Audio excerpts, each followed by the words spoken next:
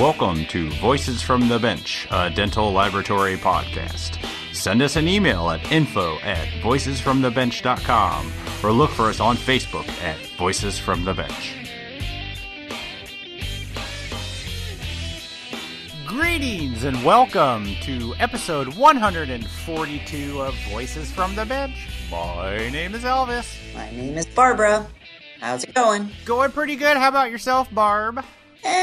Been better. Yeah? What's going on? I hear we got to talk about Barb's broken toe. Yeah, I fractured my sesamoid bone underneath my toe. Running, I guess. I don't know. Repetitive motion.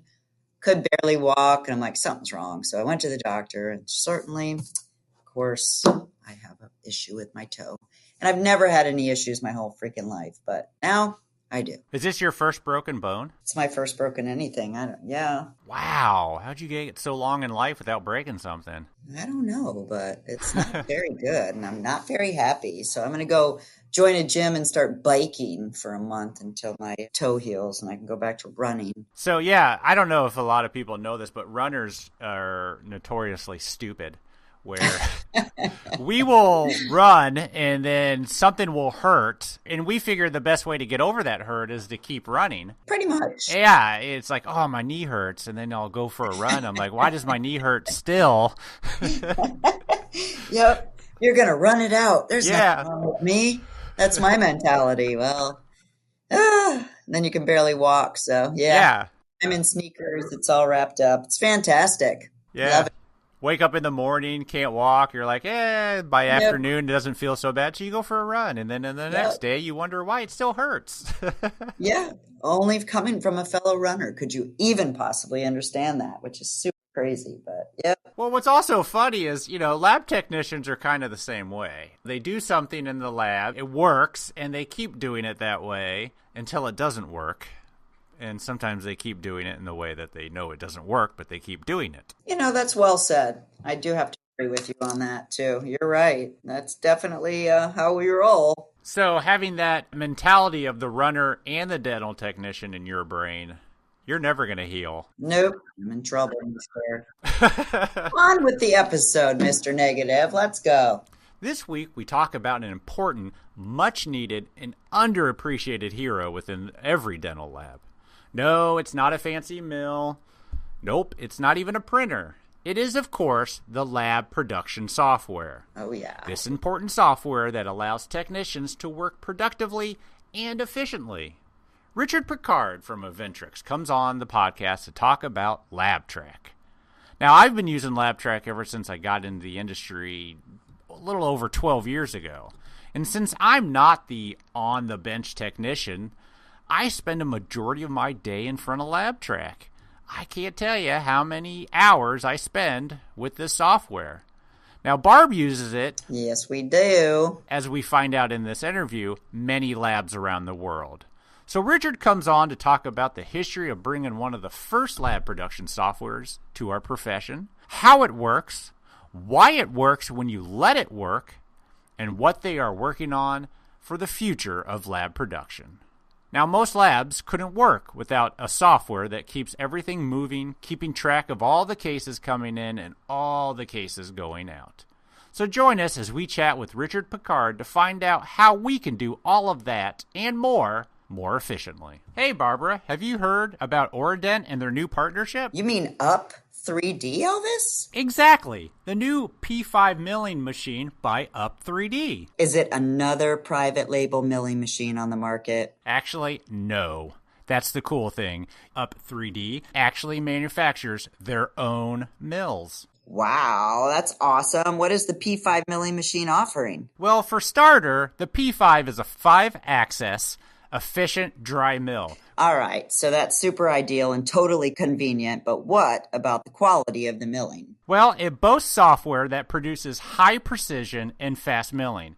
It can mill a crown, get this, in 14 minutes. Nice. And the tool life yields about 60 to 80 hours of quality restorations. Wow, that must be super expensive software. Do tell. The cam nesting software is included at no additional cost. Come on! That's a super great cost savings for any lab. Budget friendly without compromising any of the performance. All right, so let's talk about price. Well, the funny thing is it retails for only $18,000. Wow, that's a super game changer for labs of all sizes, big and small. Under 20K, a small lab can now do their own milling instead of outsourcing. But don't forget, the medium and larger labs can benefit big time from this too. The Up3D recently opened a home office in California near Oradent. So does that mean the mill ships from California and the remote technical support is also in California? Yes, Barbara, you are correct. All right. Obviously, as always, they are both in the United States in Southern California. All you got to do is call our friends over at Oradent, 1-800-422-7373. Or you can visit their website at oradent.com. We appreciate your support of the podcast, Oradent. Thank you.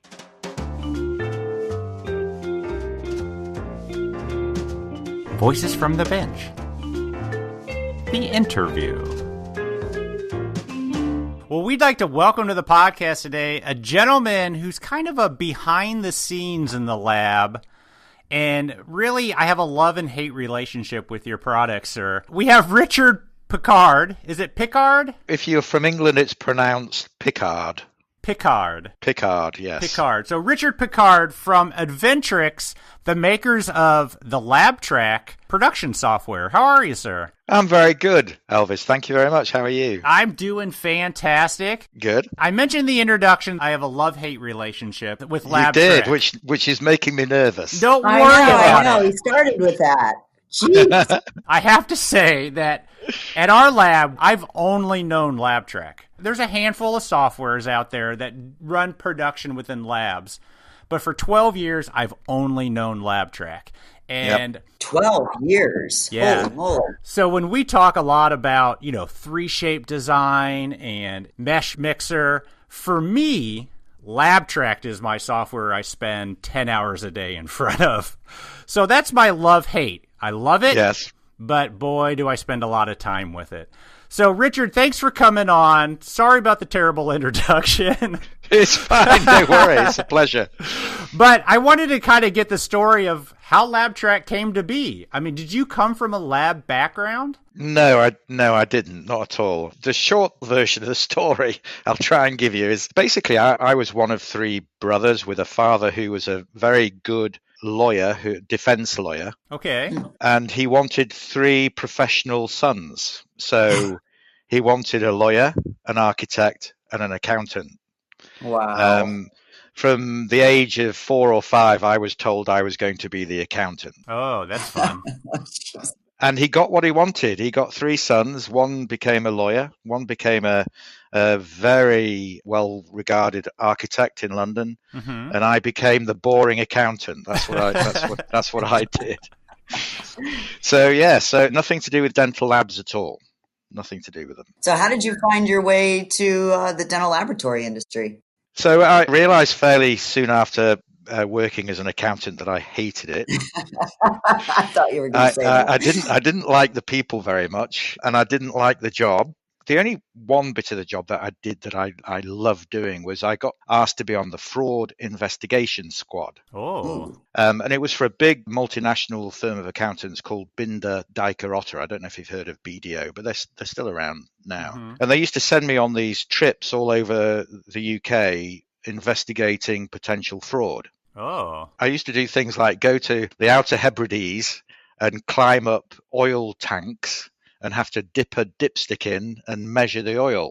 And on one particular day, I climbed up this tank, measured the oil, climbed down. It was raining. And the site manager called me over and made me a cup of tea, took me into his cabin. What I didn't know was in the background, they were turning the taps. Oh. And emptying one oil tank and filling up another one. And then I'd go to that one, and that one would be full. But I clocked on to what they were doing, and I went to another one without having another cup of tea, and it was empty. And we discovered that they'd been overcounting their inventory by billions of dollars for years. Really? So I used to love that job. Then I got headhunted to work for a big bank and set up a software division for the bank that was selling business solutions to their customers. Okay. From there, I was headhunted again to work for a private company, again selling business solutions, finance packages and things like that to their customers. So I was making a living, but not necessarily found my vocation yet. And then one particular day, a close friend of mine said, "Hey, I found a business that I'm interested in investing in. Would you be interested in investing in it too?" So we bought a software company. Mm-hmm. It was called Mantech back then, which was 25 years ago. It was developing and supplying software for manufacturing, very large engineering companies, manufacturing turbine engines and things like that. But the core fundamentals were sort of handling production, making sure that this lump of metal was delivered as an engine on time to British Aerospace or whoever it was. Okay. So we got involved in that. The software was very powerful and very good at what it did. And then the first dental lab approached me probably about 3 years later. I was aged about 30 at the time when I set up on my own. And basically, this dental lab at the time, they don't exist anymore.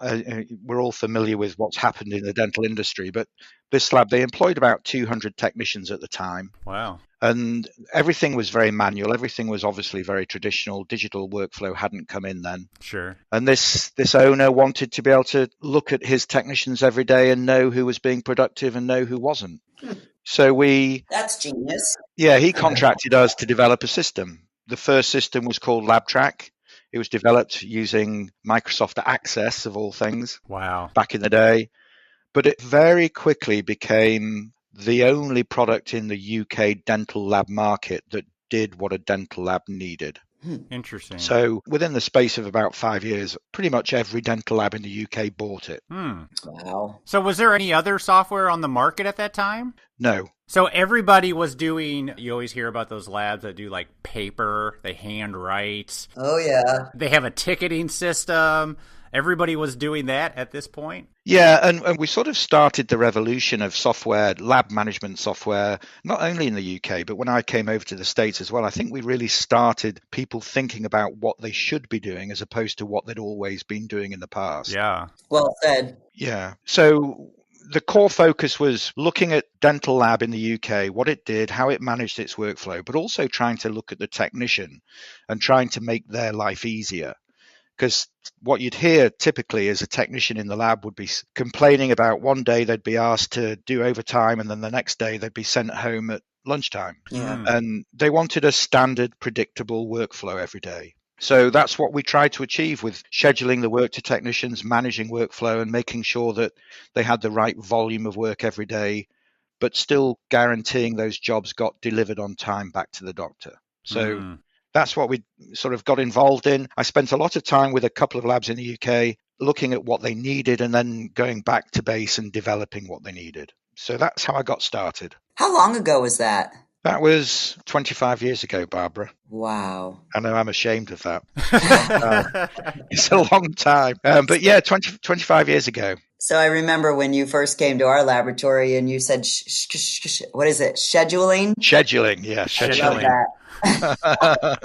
I still to this day will say that and refer to you. So yes, okay, very good. In a good way. It's a good thing to be known for. Yeah. And I think, in fairness, that the whole scheduling concept of managing the production steps in the lab, sort of we introduced, I think, because everybody prior to that, and there were lab management systems in North America that, you know, we looked at and compared what we did too.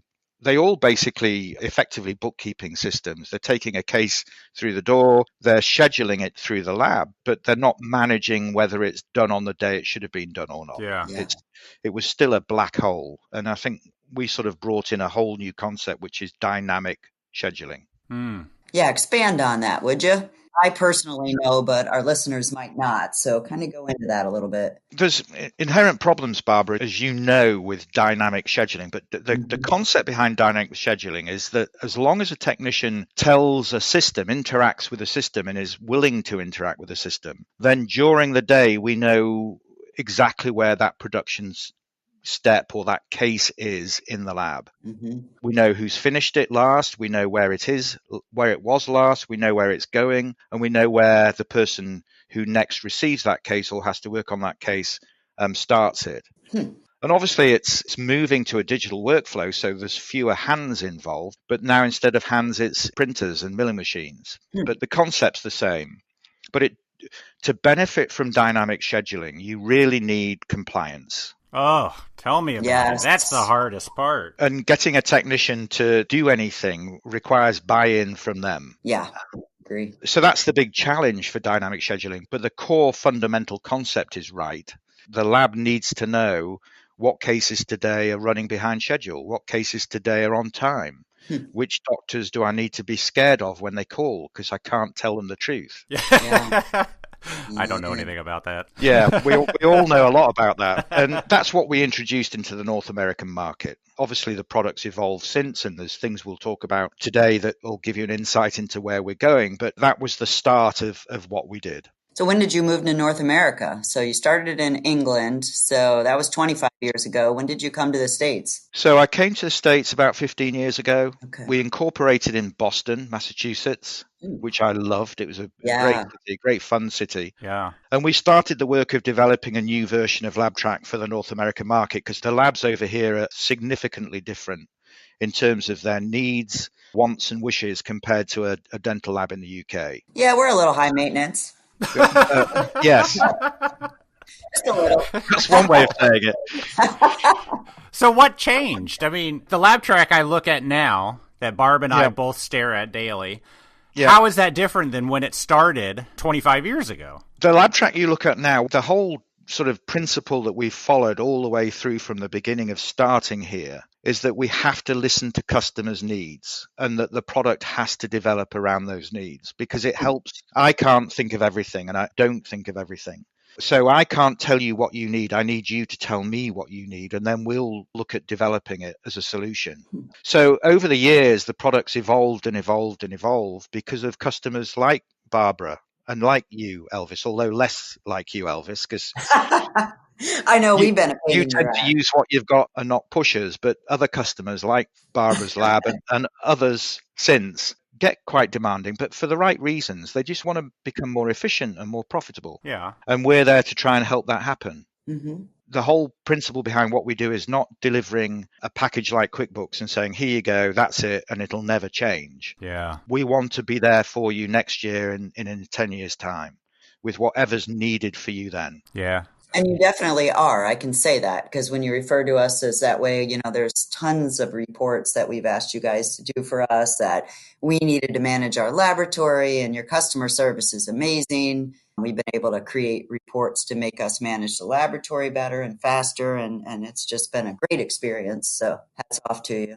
Thanks for saying that, Barbara. I can't say every person who's signed a check and bought LabTrac would say the same. But it's that disappointment typically comes from lack of commitment from the lab because Barbara, as well as I do, it's a huge commitment to introduce a full-blown lab management system into a lab. Yeah. A lot of work has to go into it. A lot of people have to buy into it and to make it do what it's supposed to do. How long have you been using it, Barb? Gosh, Richard, 5-6 years maybe? Yeah, I'd say Okay. 5 to 6 years. Yeah, 5 to 6 years. And do you have an employee dedicated to running LabTrac? We've got 2. Yeah, Oh, really? that manage Okay. it and manage the dates and manage where the cases are, make sure that the late cases, either, they refresh them or move them. But we try to get around 50 or less late cases a day. But yeah, it's a full-time job for a couple people. But, Sure. it's 500-600 cases going through here a day. Yeah. By the way, I looked today, Barbara. Uh-oh. You had about 24, I think. That is really good, Which, right? I based on remember you your- telling us that. Based on your volume, it was less than 1%. Yeah, and if you really focus on that number, then and I know that from you, that you're managing the software correctly, which is Correct. awesome. Correct. Yep. It means that technicians are actually complying and they're doing what they need to do to tell the system to be accurate. Exactly. That's awesome, Barbara. And if we can get every lab doing that, then awesome. But it's a challenge, as you know. Yeah. When you first go into the laboratory, you have to actually physically sit down with the laboratory management and schedule how many hours each step is going to take so that it accurately moves through the laboratory. And that in itself, I think, is one of the hardest things, trying to figure out where your breaks are, where your steps are. I'm certain that you go into every single laboratory and have to do that exercise. We do, but over the years, what we've been able to do is sort of build up a library of standard templates. I'll use the word template and explain it, which is just a build up of the production steps that manufacture a crown or whatever it is that we're trying to schedule through the lab. So we have sort of master libraries that we can go to a lab and say, here you are. If everything that you're looking at is perfect, then they literally can be up and running live very quickly. But typically labs are not like that. The way that you manufacture a crown is very different from the way another lab manufactures a crown, or at least the steps they want to record and make accountable are. Yeah. So every lab has to change the standard to whatever fits them. And that's their challenge. Yes, it is. Some labs we go to, they've already done time and motion studies. They already have a good idea. This takes 10 minutes. This takes 15 minutes. This takes 20 seconds or whatever it is, but other labs haven't got a clue. Yeah, big time. And it's quite a good way for the lab of actually getting an understanding of their core fundamentals by going through that process. Because how can you know where your capacity is? How can you know where your opportunities are to grow if you don't know how long it takes to make the things that are in there now? Yeah, it really opens your eyes when you're just trying to build the templates to figure out, like, wow, each step takes so long, and you talk to the technicians to figure out how long they think it takes and how long management thinks it should take. It really opens eyes. True. Yeah. Technicians like, it takes me 2 hours. Management's like, no, it should take you about 20 minutes. Yeah. The truth is, Barbara's lab is slightly different from the typical lab in terms of size and volume.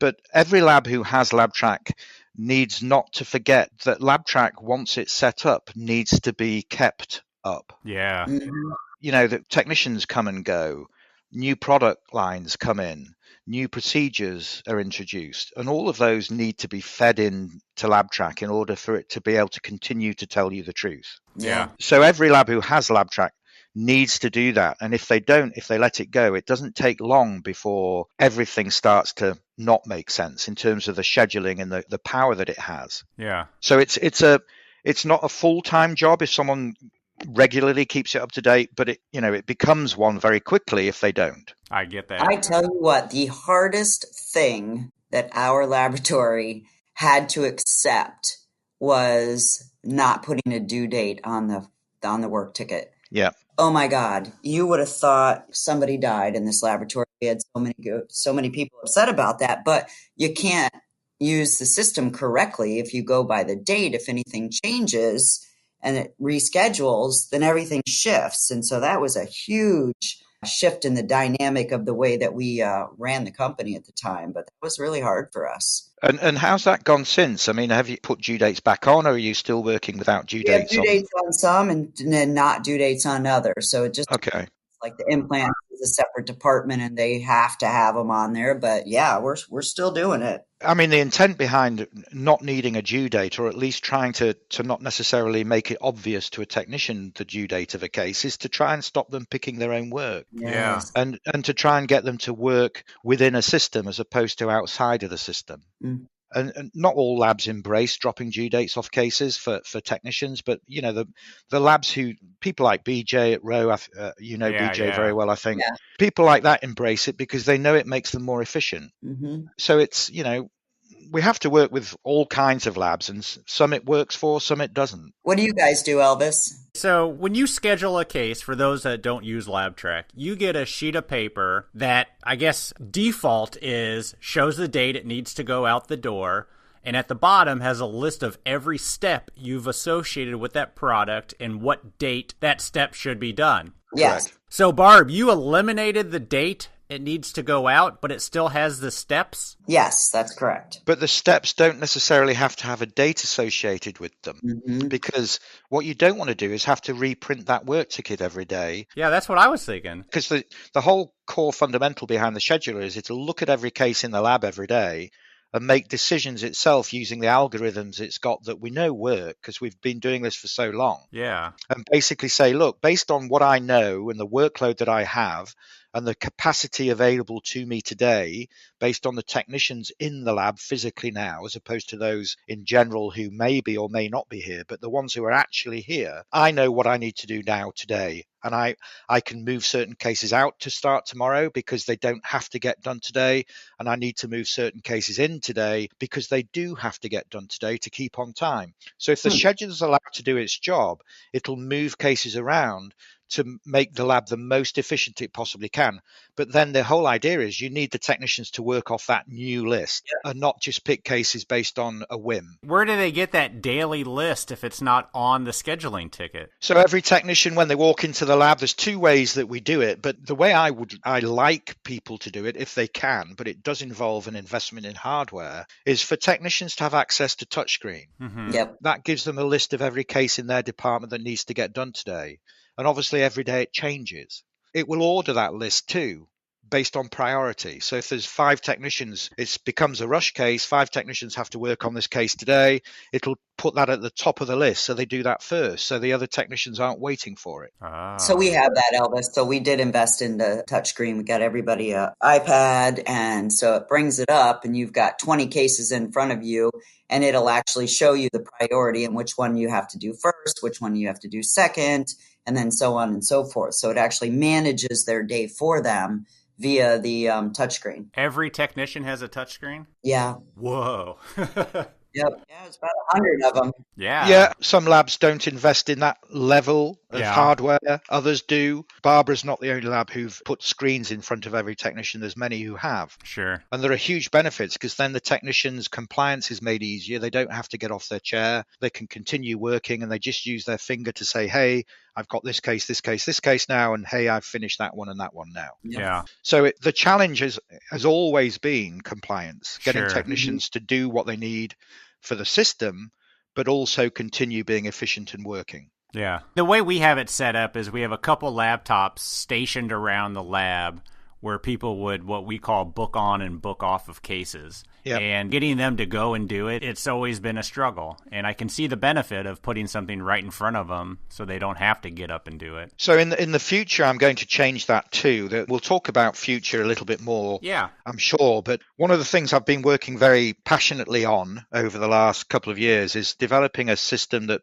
will take away the need for a technician to be involved with a system at all. Oh, wow. Yeah. But we'll still know that they had the case, and we'll still know that when they started it, and we'll still know when they finished it. Wow. Ooh, that sounds exciting. Yeah, that's coming. Yeah. It'll also, Barbara, solve the problem of when you get a call from a doctor saying, can you tell me where my case is up to? And then someone in the lab has to go and find that case. That's where I get my steps in. Sounds to me like it's a chip, something chip related, but all right. Yeah, I would agree with you. This will literally tell you, hey, go and find it. It's in room number 3 within 3 feet of the corner of the room. That's awesome. But the beauty behind it as well is it will also tell you the historic flow of cases of certain restoration types through the lab. So you can start to see where the bottlenecks are created simply because of movement as opposed to people.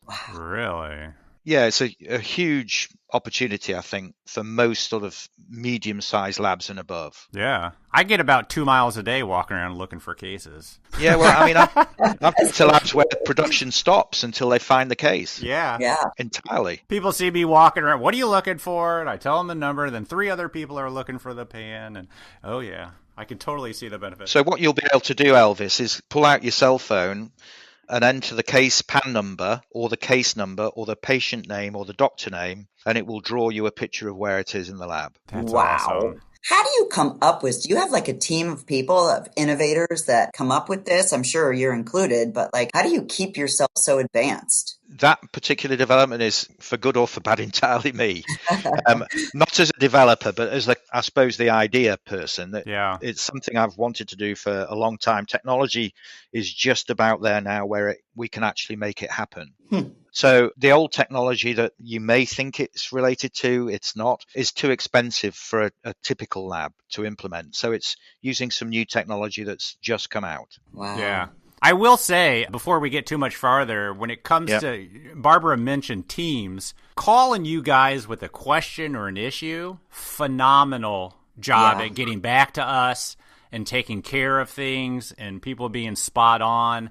and having a relationship with the people behind the software is one of the benefits of it. Yeah. You got so many good people there. Yeah, we do. I've been really lucky that I've kept really good people too. I mean, everybody who works at Inventrix has been with us for a number of years. Some people have been with me since I started over here. Wow. So they're all amazing people. I mean, during COVID, obviously, we've all had to work remotely. Yeah. Many people told me you need to put software on the machines to make sure that they're working efficiently, to make sure you're not paying them for when they're not working.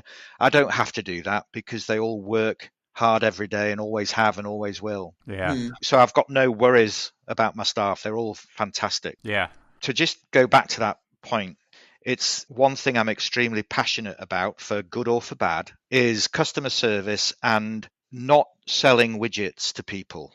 It's not my game. I've never wanted to. I don't believe in selling a piece of software to somebody and not being there for them afterwards. Yeah. So it's how we will always be. Whatever platform LabTrac ends up on, we will not be a sort of cloud-based provider, unavailable, unwilling to help. Yeah. We will always be driven by customer service, because unlike most of the labs that are customers of ours, we don't have a sales force. We don't have anyone selling LabTrac. Mm-hmm. And I'm quite a shy person at heart, so I don't even go to most of the shows. Typically, I go to the midwinter. Yeah, we see you at Cal Lab, right? Yeah, I'm typically there every year. Obviously not next year, but typically I am. Yeah. But we sell by people talking and by customers recommending us because of what we do and because of the support we provide. And that's how we've always grown. And that's true, because I've been on Facebook sites and, every now and again, somebody will ask a question, what software do you use?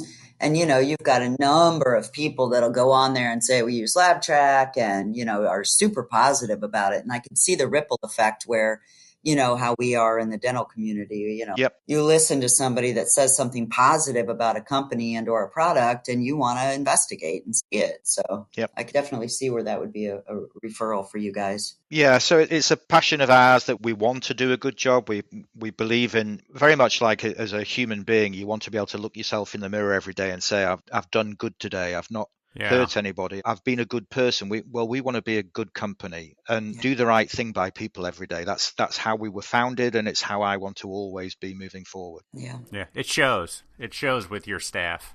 Yeah, it does. It's not just medium and large labs that use LabTrac. Do you have a lot of smaller operations that use it? Yeah, we do. And we'll talk about, again, the future coming up. But in terms of our historic path, it's really been, LabTrac Enterprise has historically been a sort of enterprise system.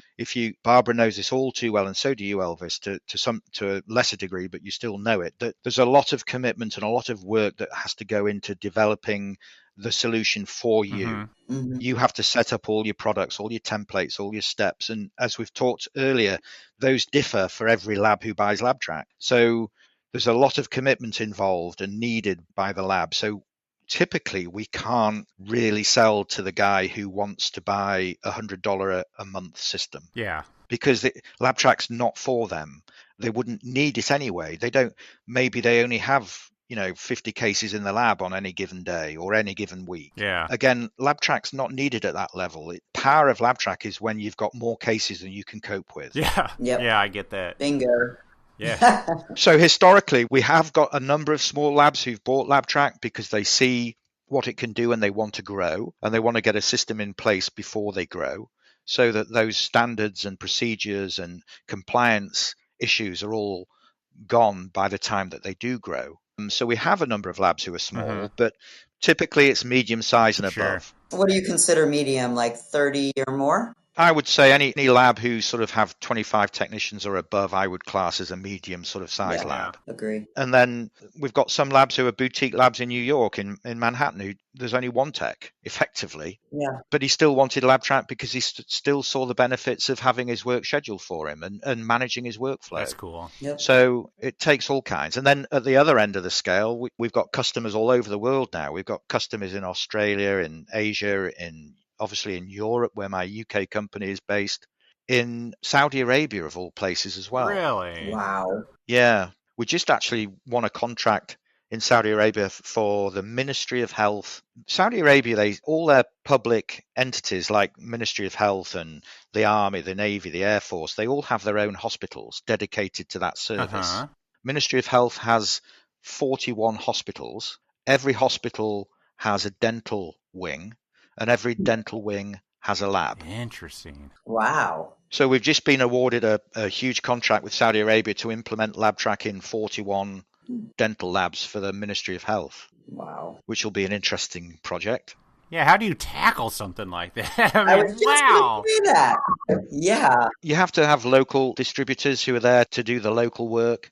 So we've got those in place. We've got a couple of distributors in Saudi who they'll sort of install and implement LabTrac. So we're just the back desk support team really for them. Wow. You got to translate the whole language of the system. No.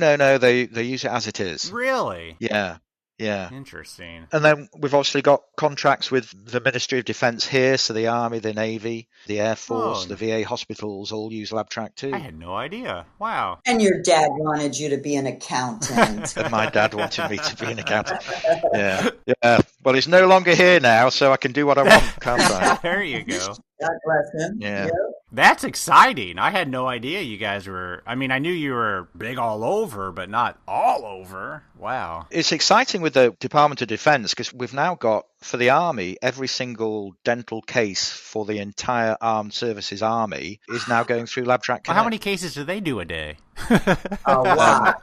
A lot. I bet. A lot. Yeah, a lot. Yeah. So those cases are being submitted by the clinics wherever they are in the world, Afghanistan or wherever they're based, and they're all being funneled through LabTrac Connect down to Fort Gordon, which is the core US-based dental lab, and they have LabTrac. And we're just about, I think, in the coming year to be implementing in Germany too for the Army. Wow. I could see where that would be a huge benefit. They've suddenly got digital workflow. They never had it before. Wow. But don't forget about us little labs. I won't. You're everything to me, Elvis. You know that. I don't mean just you. I mean labs like you. Yep. So, yes. So it's an exciting time for us. There's lots going on. That is exciting. Yeah, so you alluded to all the changes and the upgrades and all of that. I know you talked about the one, but what else is going on? I gather that BJ Kowalski Yes. mentioned something to you yeah.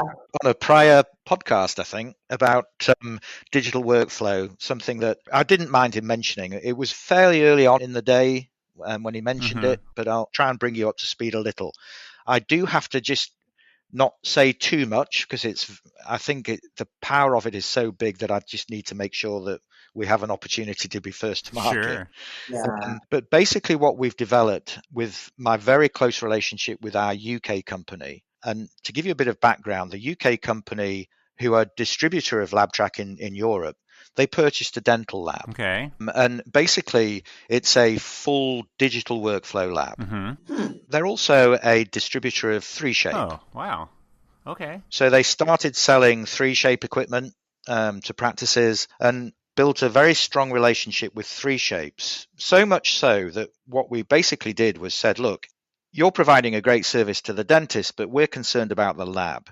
You need to come to our lab and you need to see the workflow that we have to go through, the pain we have to go through every day to manage this digital workflow. Mm-hmm. And something has to change.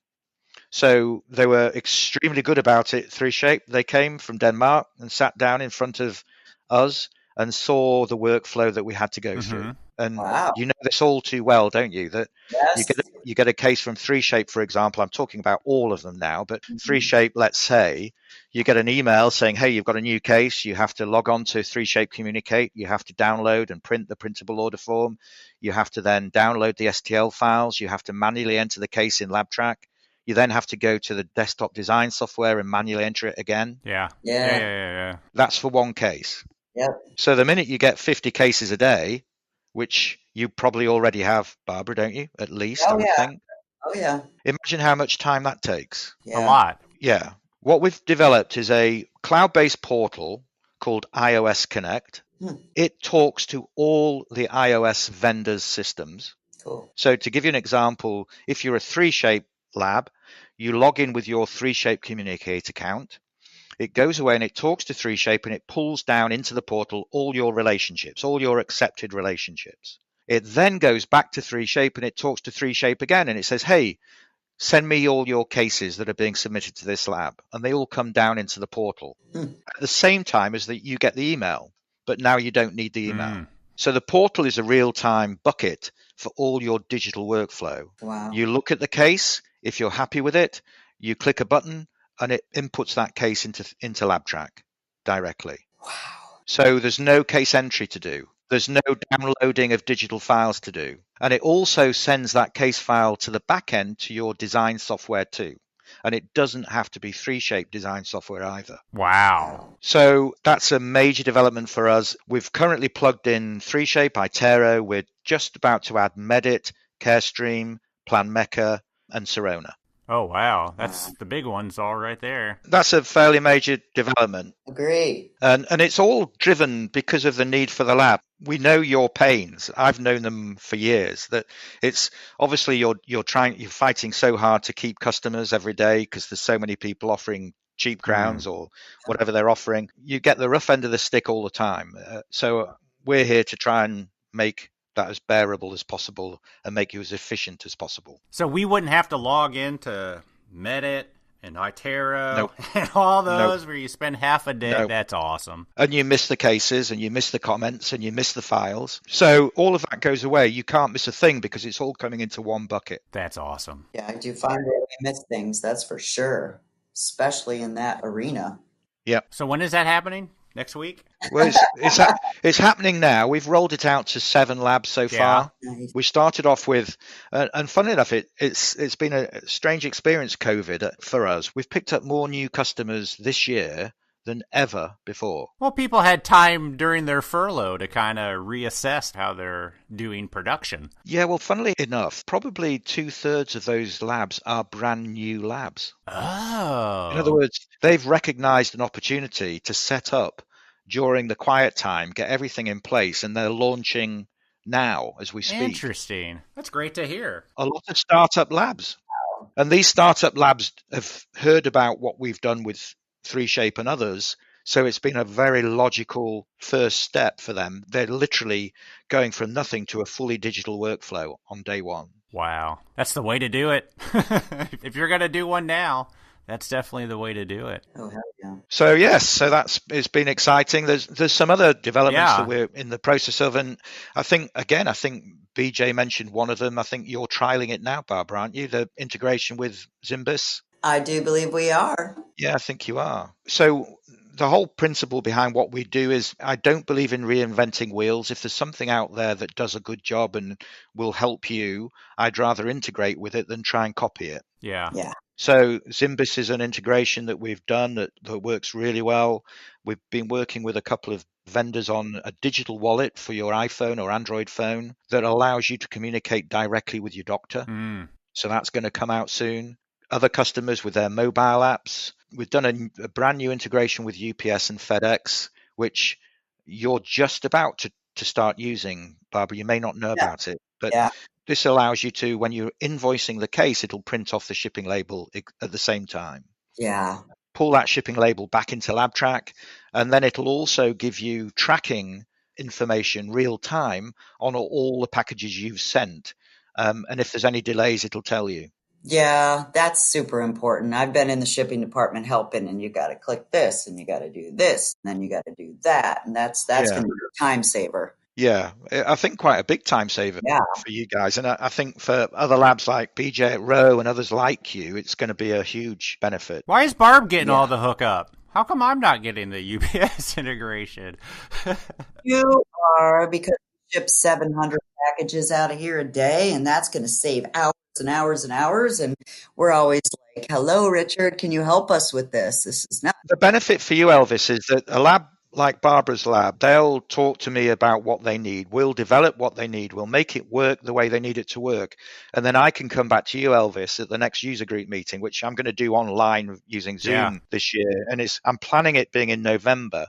But I can then say, hey, Elvis, we have a module now that you can have that integrates UPS directly with their API. So I can't give it to you at the same time because we go through that process with the labs who ask for it or involved in its development. What he's trying to say is that we're super high maintenance Yes, and we're constantly on the phone trying to tell him, how can we help us? but I'd rather have a high maintenance lab though, Barbara, because it pushes us and Yeah. I want to be pushed. I don't Yep. want to sit back and think that we're everything to everybody because that's when we'll fail. Well, Barb, I would also prefer for you to do the trial and error and You're just jealous. work out all the bugs. And once you've perfected it, then we'll take it on. So. All right. In the last few minutes of this, just to give you an understanding of sort of the new technologies that we're involved in doing, I'll try and describe a vision to you, if you like. Yes. And the vision is that ultimately there's one core product that all interested parties in the dental world log into, whether it be a dentist, it be a technician, it be a lab owner, a lab manager, it be a third-party vendor, like all of those requirements of all of those people become one system. Yeah. Because if you think about it at the moment, what you have is you have disparate systems to solve different people's problems. You have a cloud-based portal for a doctor to log into to submit cases. You have LabTrac for a lab to log into to report on their own information. But in that information is also the doctor information that you'd ideally like to give to them and that you're having to do now with DSOs anyway. Yeah. So why not have one system with all of that data in it that everybody has access to, but at different levels based on need? The doctor logs in, they can submit a case. The doctor logs in and he can do reporting on his data. The DSO logs in and can report on multiple doctors, multiple regions, or single offices, or single accounts. The lab technician logs in and they see their production requirement for today. So instead of having 4 or 5 different systems trying to solve 4 or 5 users' needs, why not have a system that does it all within one? So that's what I'm working towards. And we're slowly bolting on those effectively modules into one system. So we're working on LabTrac, we're working on the iOS side, we're working on the cloud-based portal side for the doctor who doesn't use 3Shape but still wants to submit cases your way or still wants to track his cases. And ultimately, these are all going to be incorporated into one core product with the same look and feel, the same data, but given to different people based on need. Yeah. Wow. So Barbara first, and then everyone else. Yes. You know it. Actually, I think BJ first, and then possibly. Well, I don't know. There are others, you know. It's not. BJ doesn't get everything. Yes, but he does. But to be fair to BJ, though, he has some really good ideas, and he's very brave at dipping into new technology, which is awesome because it helps drive technology forward. Oh, sure. Yes. I'm very glad to have BJ on board, just as I am with you, Barbara. Yes. And Elvis. Yeah, whatever. So the idea is eventually a dentist will be able to log in to their version of our LabTrac. Yeah, I was going to ask. They'll be logging into LabTrac. With limited view, obviously. They'll see their view, that you want them to see. Yeah, sure. And the DSO at head office will be logging into their LabTrac, the same LabTrac. But then what's happening is that you're presenting the data that they want to see to them. They're not seeing the day-to-day nitty-gritty of the lab, but they are seeing the information they need. Because all of that data's in there. They're not seeing who we're charging down the street with that price or anything. No. They're seeing what you want them to see. Yep. And what they're interested in. You know, they're getting very demanding DSOs, aren't they, Barbara? And Oh, yeah. So give them what they need, but give them it real time. Why produce them a report every week when they can see it today, they can see it next hour, they can see it next minute? Yeah, that's pretty cool. One system that handles the internal workings of the lab, that handles the scheduling, which needs to change too, because scheduling now is becoming to the minute, not to the day. You know, we've got labs, 24 turnaround products. We have to be able to schedule that accurately every minute of the day for them. So there's new technologies we're bringing into play that are all going to go into one core user interface that looks the same for everybody who logs in, just providing a different set of data to those people based on need. I can't believe that. That's quite an undertaking. I can't imagine how much is on your plate. Well, we're doing it block by block. We've got 2 of those blocks already in place. We're just about to finish the 3rd of those blocks. So it's just coming along block by block. Yeah. How much time do you spend in Europe? That's a sore point, Barbara. I used to fly back for the last 15 years. I've flown back every month. Wow. Without fail. Actually, one time I couldn't fly because there was a Iceland volcano erupted and all the flights were grounded. Wow. But every other time for 15 years, I've flown back every month. And I haven't been able to fly back to England now for 9 months. Ugh. Due to COVID? Yeah, due to COVID, yeah. Uh-huh. And I've got 2 grown-up boys, 2 beautiful boys in England that I've flown back every month to see, and I haven't seen them now for 9 months. Yeah. Which is hard to bear. Yeah, that's but rough. I'll survive. So I haven't got on a plane since COVID started. I don't think it's wise to do it right now. I don't know what you think. I have not been on a plane either, so. Well, we talked about that too, Elvis and I. We haven't seen anybody, we haven't traveled at all, that whole face-to-face networking that, we're so great at in our industry. I think everybody misses that. Yeah, I bet you. So if a lab was interested in seeing what LabTrac could do for them, what's a good way for them to reach out, and what do you provide as show them how it can help? Pre-COVID, Yeah. Every lab who's bought LabTrac in the past, I've physically got on a plane and I've gone to the lab. Yeah. Man, you traveled a lot. Yes, I have. I've done around 2 million air miles with United Airlines. Wow. I love doing that because it gives me an understanding of them. We can look each other in the eyes and make sure that they're committed and that I feel comfortable with that customer coming on board, because as I mentioned earlier, we don't actively go out and market LabTrac. Yeah. So I need to know they're going to be a customer and they're going to be a happy customer. Therefore, I need to know that the system fits their needs. Mm-hmm. So I go to every lab. Now, obviously, I can't. So I'm doing online meetings and Zoom meetings and running through the system with them and showing them, but still trying to uncover all the things they need before either they commit or I commit, because it's a two-way relationship, this. All they have to do to contact us is email either myself, which is richard@inventrix.us.com, or info@inventrix.us.com, and I'll get an email and I'll give them a call and go from there. Have you ever met a lab that you were like, you're not ready for this? Yes. Yeah? Many. Really? Many. Wow. Yeah. What was the factors that made that not work? Typically, it's where the owner of the lab is also at the bench. Mm-hmm. Oh, yeah. And they will not let go of handing out the work. Yep. And the minute that I see that, I walk away. Really? Interesting. Yeah, I think that's the only healthy thing to do, because you're not going to change that. No, and they're never going to embrace LabTrac, because LabTrac's going to wrestle with them every day saying, hang on a minute, I need to control the lab, not you anymore.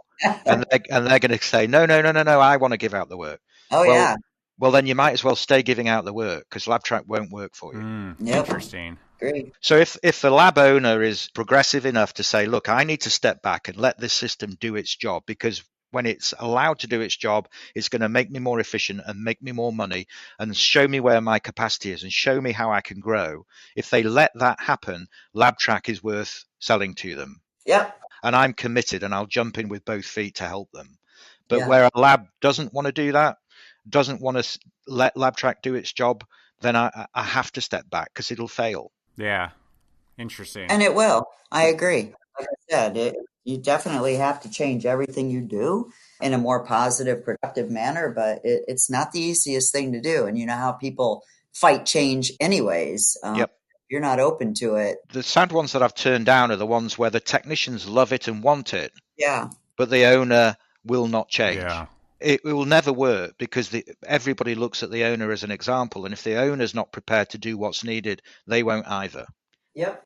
So it does happen, Elvis. Yeah. No, it's interesting. I mean, it's smart on your end to say, this is just not for you. Yeah, we've been fortunate enough that we've been able to be in that position. We've been fortunate enough that I've been able to be ethical about how we do business. Yeah. Or at least my ethics. I'm not saying everybody's, but mine. Yeah. Yeah. So we've been fortunate. We've got great customers, and that's helped us be able to stay there and say, look, we want to do it the right way, but we don't want to do it if it's not going to work. Yeah. Yep. Have you ever had any labs that's had this program for, like us? I mean, before I even got here, so we've probably had it 15 years or so. Yep. Have you ever had labs totally rehaul it because so much has changed in the lab? Yes. Yep, that happens on a regular basis. Typically, Elvis, a lab like you've had it for many years. If you remember at the beginning of this, I said you have to keep it up to date. Oh, yeah. And you have to reflect in LabTrac what changes have happened in reality in the lab. And typically, The labs who need to rehash everything and redo it all are the labs who haven't done that. Yeah. And it gets to a point where LabTrac can't reflect reality anymore because the departments are wrong, the people are wrong, the products are wrong, or the steps are wrong. So they need to go back and redo it again. Yeah. But they do it because it's worth the effort, because they know LabTrac will work. They just have to go back and press the reset button. Yeah. So, yeah, that happens regularly. There's probably 1 lab, 2 labs a year who want to reset. I feel like we need it here. I mean, this thing, like I said, we still have codes in here that just don't make sense anymore. Need to bite the bullet and do it. We're there to help you. You don't get charged anything. It's a support thing. So one of our support team will be there for you, tell you what you need to do. They'll help you. But ultimately, it has to be you doing the work. We can't do that work for you. I just can't get Barb to do it for me. No. Yeah.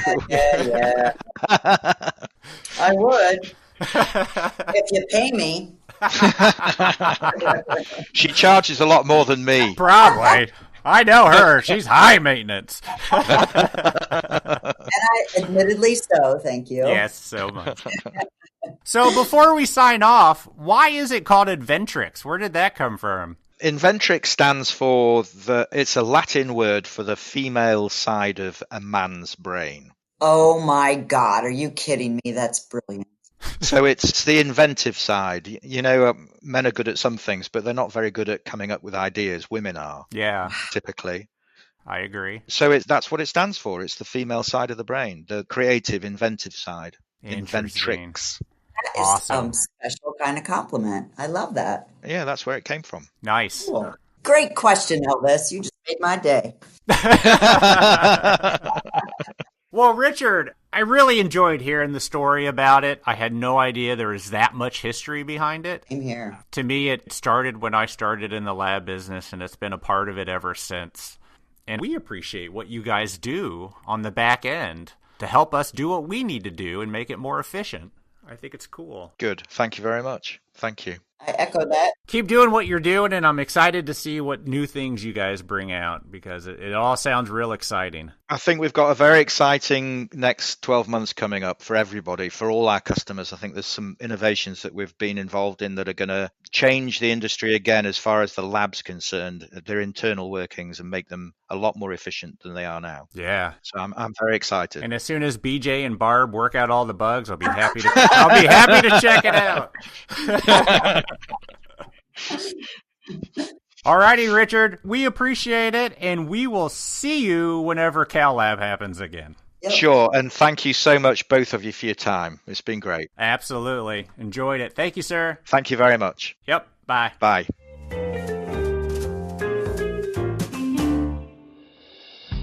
Whitmix is now providing its milling customers with Prima milling tools, the high-performance milling tools engineered specifically for Roland mills. This new tool range outperforms the competition. The results show that not only does the tool last 29% longer than most others, their precision creates a pinpoint accuracy, ensuring a perfect fit for the patient. Whitmix's own digital technical support team said, quote, "The tools are a drop-in replacement for Roland tools, so there's no need to make changes to the software to accommodate them. All of the Prima tools seem to have an exceptional life and produce a great surface finish. We recommend switching to them." The uncoated tools save up to 40% per restoration over the market leaders, but you can now save 20% on these great tools through January 10th, 2021. To take advantage of this offer, visit whitmix.com or call 1-800-626-5651. And as always, we appreciate your support of the podcast, Whitmix. A big thanks to Richard for coming on the podcast and talking to us about LabTrac. I know Elvis and I were both big fans of it. I love how you guys are integrating with the digital impression companies also. It'll be a huge help to have a software that can track all of the different offices using all the different scanners and organizing it automatically.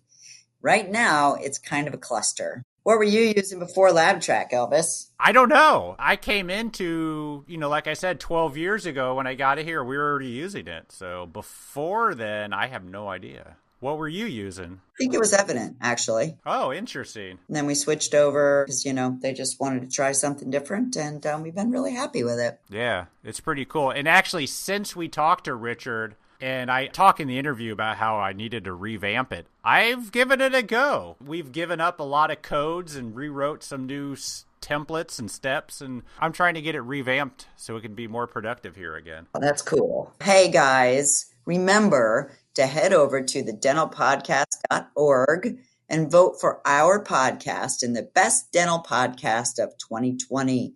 It's easy to do, and you can do it every single day. Let's show all of these other podcasts that the dental lab industry is strong. Super easy. Head over and vote. Yep. All right, everybody. That's all we got. We'll talk to you next week. Bye.